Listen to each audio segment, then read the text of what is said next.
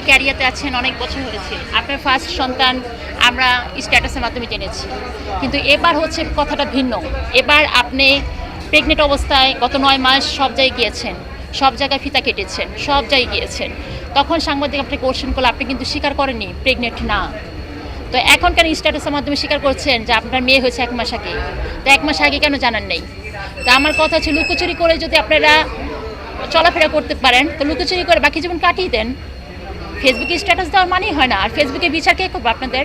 আমরা কি বিচারক? আপনারা ফেসবুককে সবাইকে কমিটি হিসেবে এনজয় দেন, এটা তো ঠিক না। আপনি অ্যাজ এ পারসন, শাবানা ম্যাডামের বাচ্চা হয়েছে কেউ দেখে নেই, ববিতা ম্যাডামের বাচ্চা হয়েছে কেউ জানে না, এরকম অনেক হিরো হিরোইন বাংলাদেশে এফডিসিতে আছে যুগের পর যুগ, তাদের ফ্যামিলি কেউ জানে না। একমাত্র শাকিব খানের জন্য যে আপনাদের স্ট্যাটাসে, আর অপবিশ্বাস, বুবলি, শাকিব খান, তাদের এই মহাযুদ্ধ আমাদের 3 প্রজন্ম শেষ করতে পারলো না।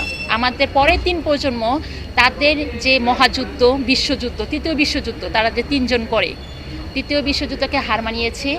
নেক্সট আমাদের 3 প্রজন্ম তাদের এই ঝগড়ার মহাযুদ্ধের সাক্ষী হয়ে থাকবে। আমরা 1 প্রজন্ম পার করেছি, আমাদের ছেলেমেয়েরাও পার করবে তাদের এই ঝগড়া দেখে। আমি তো অনেক স্ট্যাটাস দেখেছি, দেখেন শাকিব খান যে মেগা স্টার, তার সাথে সবাই চায় তার ক্যারিয়ারটা সাকসেসফুল করতে। সেখানে তার 2 বউ তো অলরেডি আছেই, আর এটা একটু মেনটেন করা দরকার।